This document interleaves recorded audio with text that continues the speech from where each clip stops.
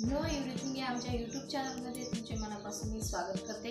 आजचा आपला विषय आहे कानामध्ये आपल्या मुंगी किंवा किडा गेल्यानंतर तो कसा बाहेर आणायचा।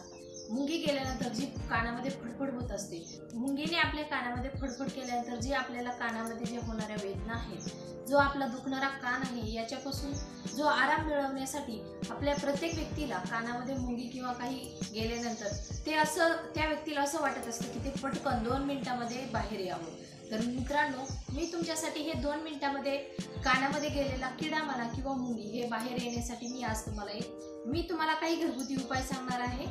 चला तर मग ते घरगुती उपाय कोणते। आजचा आपला पहिला जो विषय आहे तो म्हणजे निरगुड्याचा पाला। तुम्ही निरगुडा पाहिला असेल, शेतामध्ये निरगुडा सहज उपलब्ध होत असतो। तो निरगुड्याच्या पाल्याचा आपण हातावरती चोळून रस काढायचा आहे आणि आपल्या कानामध्ये ज्या कानामध्ये मुंगी किंवा किडा गेलेला आहे त्या कानामध्ये 2 थेंब तुम्ही सोडायचा आहे। याच्यामुळे तुमच्या कानातील जे काही तुमच्या कानामध्ये गेलेलं असेल ते तुम्ही 2 मिनिटांमध्ये तुमच्या कानातून ते बाहेर पडणार आहे।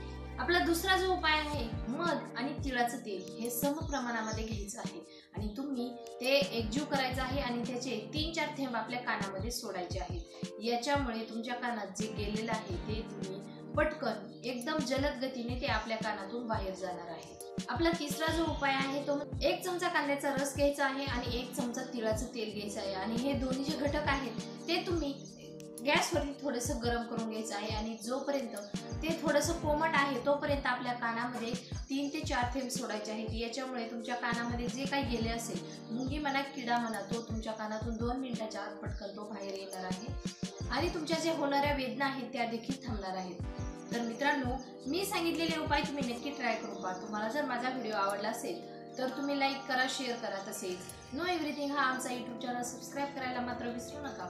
नवीन विषयासह नवीन व्हिडिओ लवकरच येत आहे। तोपर्यंत धन्यवाद।